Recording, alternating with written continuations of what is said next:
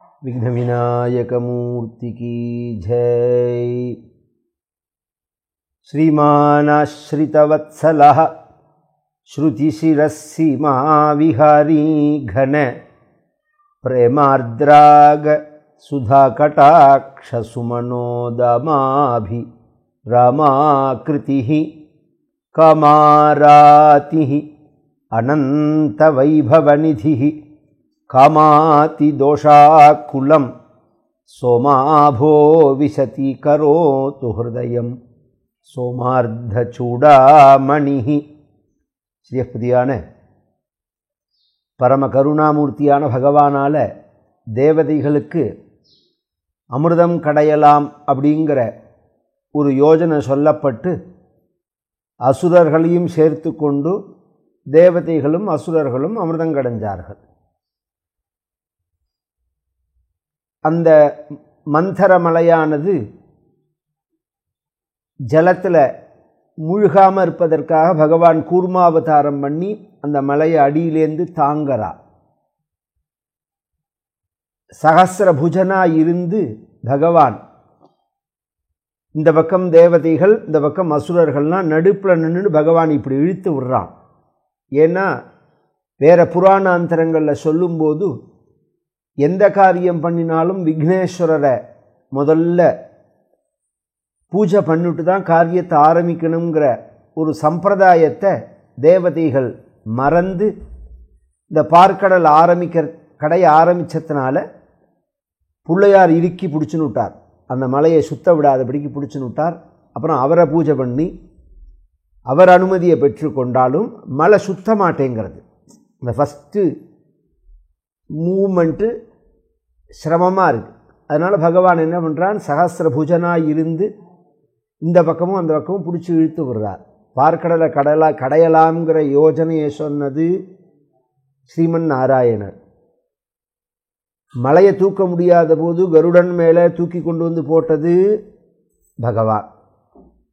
அது கீழே போய் முழுகாமல் இருப்பதற்காக அதை கூர்மாவதாரம் எடுத்து தாங்கிறது பகவான். ரெண்டு பக்கமும் கையால் அந்த மலையை பிடிச்சி இழுத்து சுற்றி விட்டது பகவான். அமிர்தத்தை கொண்டு வந்தது பகவான். அந்த அமிர்தத்தை தேவதைகளுக்கு விநியோகம் பண்ணினது பகவான். ஆனால் கதை என்ன சொல்கிறோம் நாம், தேவர்களும் அசுரர்களும் பார்க்கடலை கடைஞ்சார்கள் அப்படின்னு பகவான் பகவத்கீதையில் சொல்லுவார். இவர்கள் எல்லாரையுமே நான் மமை வைத்தே நிகதா பூர்வமேவ நிமித்த மாத்திரம் பவ சவ்யசாச்சின்னு. இந்த பீஷ்மரோ துரோணரோ கிருபாச்ச இவா மற்றவர்கள் எல்லாரையுமே ஏற்கனவே நான் வதம் பண்ணியாச்சு. நீ நிமித்தந்தான், ஒரு காரணம். அர்ஜுனன் பீஷ்மரை அடித்தான், அர்ஜுனன் துரோணரை அடித்தான், அர்ஜுனன் கர்ணனை அடித்தான் அப்படின்னு உன் பேர் வரதே தவிர அதை செஞ்சது நான் தான் அப்படிங்கிறார். இதெல்லாம் ஒரு ஆழமான கருத்தை உடைய வார்த்தைகள். இது எல்லாமே பகவான் தான் செய்கிறான். அந்தர்யாமியாயிருந்தும் பகவான் தான் செய்யறதுக்கு காரணமாக இருக்கான்.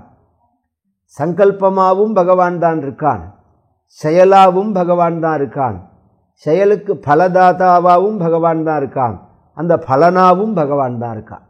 அப்படிங்கிறது தான் சாஸ்திரங்கள் நமக்கு காண்பிக்கிறதான வழி. இந்த அமிர்தத்தை கடையறத்தை முதல்ல இந்த பாம்போட விஷம், பார்க்கடலில் உள்ள அந்த அழுக்கு ரெண்டும் சேர்ந்து நஞ்சாக வர இது நடக்கிறது பார்க்கடல்ல. கீழே பிரம்மலோகம், அதற்கு கீழே 14 லோகங்களில் 13 லோகம் பாக்கி. இந்த பிரம்மலோகமே 3 லேயராக இருக்குன்னு புராணங்கள் சொல்கிறது. கீழே பிரம்மலோகம், மத்தியில் பார்க்கடல், மேலே கைலாசம் அப்படின்னு இந்த புராணம் சொல்கிற விஷயம். இது தத்துவார்த்தமாக வைகுண்டம்னு சொல்கிறதோ கைலாசம்னு சொல்கிறதோ அதுக்கெல்லாம் அர்த்தம் வேறு. புராண ரீதியாக நான் சொல்கிறேன். அப்போ பார்க்கடல் பரியந்தம் கீழேந்து ஸ்ப்ரெட் ஆகுது அந்த விஷம். அப்படின்னா கீழெல்லாமும் போகிறது. இப்போ எங்கே போனால் இந்த விஷம் நம்மளை பாதிக்காமல் இருக்கும்னா அப்போ இதுக்கும் மேலே உள்ள இடத்துக்கு போயாகணும். அப்படிங்கிறத இப்போ கீழெல்லாம் வெள்ளமாக போயிடுத்துன்னா மாடியில் போய் நம்ம இருக்கிறது இல்லையா, அது மாதிரி அத்தனை தேவதைகளும் 17 உலகத்தில் உள்ளவர்களும் கைலாசத்தில் போய் சிவபெருமான சரணம் அடைகிறார்கள். சிவபெருமானுக்கு ஸ்ரீருத்ரன் சொல்கிறது, விஷத்தை முறிக்கக்கூடியதான ஒரு தெய்வம். அத்தியவோச்சததிபக்தா பிரதமோ தெய்வியோபிஷக் அஹீகிஷ்ட சர்வான் ஜம்பயன் சர்வாஷ்சயாத்து தான்யா அப்படிங்கிறது. அஹிஹி அப்படின்னா பாம்பு. பாம்பு முதலிய விஷ ஜந்துக்களால் பாதிக்கப்பட்டிருந்தால் அதிலேருந்து நம்மளை காப்பாற்றக்கூடியதான ஒரு சக்தி சிவபெருமானுக்கு உண்டு. அதனால தான் விஷபாதைகளை மந்திரிச்சு போக்குறவர்கள் எந்த மந்திரத்தை உபயோகப்படுத்துவார்கள்னா நீலகண்ட மந்திரம்னு பேர். அதுக்கு அந்த மந்திரத்தை உபயோகித்து தான் மந்திரிச்சு விஷபாதைகள்லேருந்து காப்பாற்றுவார்கள். சிவபெருமான சரணமடைய சிவபெருமான் ஆசு தோஷி. ஆசுனா சீக்கிரம், தோஷினா சந்தோஷத்தை அடைகிறவர். ஒரு பில்வம், ஒரு ஸ்பூன் ஜலம், ஒரு நமஸ்காரம், இதை நாம் செஞ்சோம்னா அப்படியே உச்சி குளிர்ந்து போயிடும் பகவானுக்கு. ஏகஞ்ச பில்வம் சலிலஞ்ச கிஞ்சித் சமர்ப்பணம் சங்கரமூர்த்னி பக்தியா அமந்திரகம் வா பிசமந்திரகம் வா சவம்ச கோட்யாத் சிவலோகமேதி என்று ஆதிசங்கரருடைய வாக்கு. ஏகஞ்ச பில்வம் சலிலஞ்ச கிஞ்சித், ஒரு பில்வம், ஒரு ஸ்பூன் ஜலம். இது சிவபெருமானுக்கு பூஜை பண்ணுறதே உபயோகப்படுத்துறது. இது அமந்திரகம் வாபி சமந்திரகம் வா. சில பேருக்கு எனக்கு மந்திரங்கள்லாம் தெரியாது சார் பூஜை பண்ணுறதுக்கு அப்படின்னா, அதெல்லாம் தெரியவே வேண்டாம். கண்ணப்ப நாயனார் என்ன மந்திரம் சொல்லியா பூஜை பண்ணினார்? அன்பு தான் அவர்கிட்ட இருந்தது, பக்தி தான் இருந்தது. அது மாதிரி நாம் பக்தியோட சமர்ப்பணம் பண்ணினா பகவான் மந்திரம் இல்லைன்னாலும் நம்மளுடைய குலத்தை முழுக்க பகவான் உயர்த்தரான் அப்படின்னு சாஸ்திரம் சொல்கிறது. சிவபெருமான சரணம் அடைஞ்ச உடனே சிவபெருமான் இந்த விஷத்தை சாப்பிடணும் அப்படின்னா அந்த விஷத்தை முதல்ல ஒன்று சேர்க்கணும். பகவானுடைய வியூகங்களில் முக்கியமான வியூகம் அப்படிங்கிறது கல்யாண சுந்தரர், சோமாஸ்கந்தர், சந்திரசேகரர், நடராஜர், இப்படிலாம் வரிசையாக சொல்கிறோமோ. அதில் சுந்தரர் அப்படின்னு ஒரு வியூகம். அந்த சுந்தரரை கூப்பிட்டு பகவான் சுந்தரா இவ்விடத்தை இவ்விடம் கொண்டான்னா அப்படின்னா அந்த விஷத்தை இங்கே கொண்டு குடு அப்படின்னு சொன்னார். அதனால் சுந்தரமூர்த்தி நாயனார்னு நாம் இன்றைக்கி சொல்கிறோமே, அவர் தான் அந்த விஷத்தை கொண்டு கொடுத்தது. அதனால் அவருக்கு ஆளாள சுந்தரர்னு பெயர். இந்த விஷத்தை கொண்டு கொடுத்தார். எப்படி ஒரு லேகியம் மாதிரி, தீபாவளி லேகியம் மாதிரி அப்படியே உருட்டி கொண்டு மொத்தமாக சேர்த்து பகவான் கையில் கொடுக்க, பகவான் அதை அப்படி கையில் வச்சுருக்கான். இந்த பக்கம் பார்வதி இருக்காள், அந்த பக்கம் பெருமாள் இருக்கார். பகவான் பார்வதியையும் கேட்குறான், மகாவிஷ்ணுவையும் கேட்குறான், இதை சாப்பிடலாமா அப்படின்னு. இது ஒரு சம்பிரதாயம். இது ஒரு காரியத்தை நாம் செய்யும்போது அங்கே இருக்கக்கூடியவர்கள்ட்ட அனுமதி பெறுறது அப்படிங்கிறதுக்கு அனுஜ்ஞேன்னு பேர். சிவபெருமானுக்கு அது அவசியம் கிடையாது.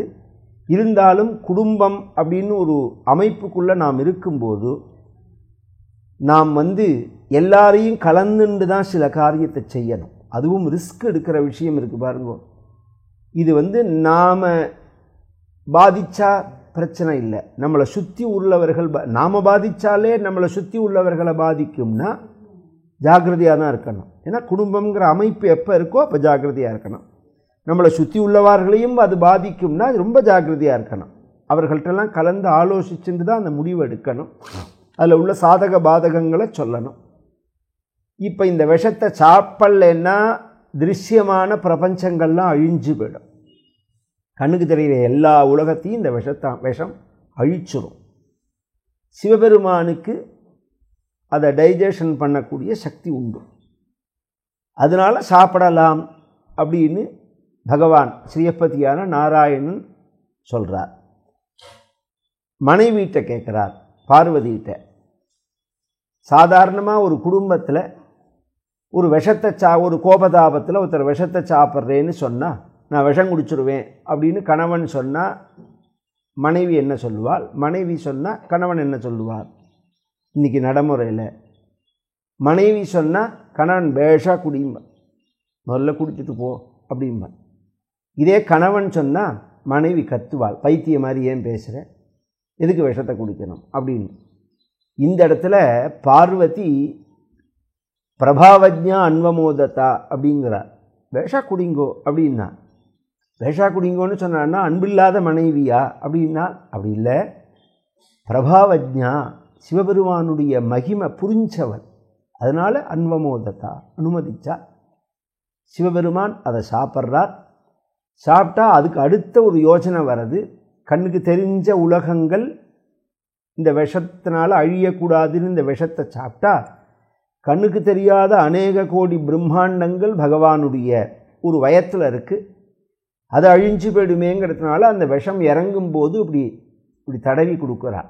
இந்த தடவி கொடுத்தால்னு எந்த புராணத்துலேயும் இல்லை, ஆனால் க்ஷேத்திர பிரமாணம் இருக்குது. சுருட்டப்பள்ளி அப்படின்னு ஒரு க்ஷேத்திரம், அங்கே பார்த்தேன்னா பகவான் படுத்துன்னு இருப்பார் சிவபெருமான். அப்படி கழுத்தில் கையை வச்சு பார்வதி தடவி கொடுப்பாள். திருவள்ளூர் பக்கத்தில் இருக்குது, மெட்ராஸ் திருவள்ளூர் பக்கத்தில். பகவான் அதை சாப்பிட்டு ஸ்வேத கண்டன், ஸ்வேதம்னா வெள்ளையாக உள்ளது, அந்த விஷம் அந்த இடத்துல தங்கினத்தினால, அந்த சோடா பாட்டில் கோலி மாதிரி இங்கே தங்கினத்தினால நீலகண்டனாக ஆயிட்டான். அதன் பிறகு தேவதைகள்லாம் பார்க்கடலை கடைய, அதில் மகாலட்சுமி வரா, சகசிரதள பத்மத்தில் வரா. அவளை ஸ்ரீசூக்த விதானத்தினால மகரிஷிகள்லாம் பூஜை பண்ண, அவள் கையில் கொண்டு வந்த மாலை தன் கழுத்தில் விழணும்னு எல்லா தேவதைகளும் விருப்பப்பட, எல்லா தேவதைகள்கிட்டையும் தோஷம் இருந்ததுனால அவர்களெல்லாம் ஒதுக்கிட்டு நிர்தோஷம் ஹி சமம் பிரம்மன்னு சொல்லக்கூடியதான பகவான் ஸ்ரீயப்பதியான பகவான் வைகுண்டவாசியான நாராயணன் கழுத்தில் அந்த மாலையை போட, பகவான் வட்சஸ்தல லக்ஷ்மியாக அந்த மகாலட்சுமியை உட்காத்தி வச்சுக்க, தாயாரும் தன் கருணையோட கூடின பார்வையினால் உலகத்தில் உள்ள அத்தனை ஜனங்களுக்கும் பகவானுடைய அந்த கருணையை கிடைக்கிற மாதிரி பண்ணுறாள் அப்படின்னு ஆதிசங்கரருடைய மகாலட்சுமி கல்யாணத்தை குறிக்கக்கூடியதான ஸ்லோகம் இது. அங்கம் ஹரேஹே புலகபூஷணமாஸ்ரயந்தி பிருங்காங்கணே வமுகுலாபரணம் தமாலம் அங்கீகிருதாகில விபூதிரபாங்கலீலா மங்கல்யதாஸ்து மம மங்கள தேவதாயாக. அடுத்ததுக்கு பழையபடி கடைய ஆரம்பித்தார்கள். பல வகையான வஸ்துக்கள்லாம் வந்தது, மங்கள திரவியங்கள்லாம். கடைசியில் தன்வந்திரி அவதாரம் எடுத்துன்னு பகவான் வரா. தருணாம்புத சுந்தரஸ்ததாத்வம் தனுதன் நனுதன்வந்தரிருத்திதோம்புராசேஹே அமிர்தம் கலசேவகன் கராபியாம் அகிலார்த்திம்ஹர மாருதாலயேச. அப்படி பகவான் எடுத்துன்னு வர உலகத்தில் உள்ள அத்தனை பேருடைய வியாதியையும் போக்கக்கூடியதான ஒரு ஸ்வரூபமாக வைத்திய சாஸ்திரத்துக்கு மூலமான ஆயுர்வேதத்தை உலகத்துக்கு அளித்ததான தன்வந்திரி பகவான் வெளியில் வர, தேவதைகள்லாம் நமஸ்காரம் பண்ண, அசுரர்கள் சுபாவத்தினால அவர் மேலே பாஞ்சு அவர் கையில் உள்ள அந்த குடத்தை புடுங்க, தேவதைகள் ஒன்றே தடுக்க, இந்த இழுபறியில் அந்த அமிர்தம் விழுந்த இடம் 4 இடம், சிந்தின இடம். ஒன்று ஹரித்வார், மற்றொன்று பிரயாக்ராஜ், 3வது உஜ்ஜைன், 4வது நாசி. இந்த 4 இடத்துலையும் தான் அமிர்தம் சிந்தினது. அப்படிங்கிறதுனால இந்த 4 இடத்துலையும் தான் கும்பமேளா அப்படிங்கிற வைபவம் நடக்கும். ஆனால் ஒரே சமயத்தில் நடக்காது, இது டிஃப்ரெண்ட்டு டைம். அது என்ன காரணம் அப்படின்னா கிரகங்களுடைய சேர்க்கை. இந்த அமிர்தத்தை பிடிச்சி இழுக்கும்போது இவா பக்கத்தில் இவர் நின்னா இவா பக்கத்தில் இவர் நின்னாருங்கிறது ஒரு கணக்கு வரும். அது மாதிரி ஒரு சேர்க்க குரு, சூரியன், சனி, சந்திரன் இவர்களை வச்சு அந்த கால்குலேஷன்.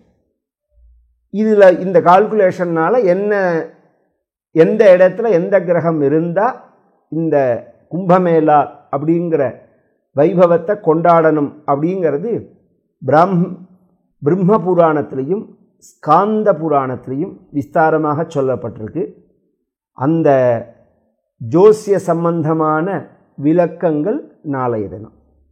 கோபிகா ஜீவனஸ்மரணம். கோவிந்தா கோவிந்தா. ஆஞ்சநேய மூர்த்திக்கு ஜெய்.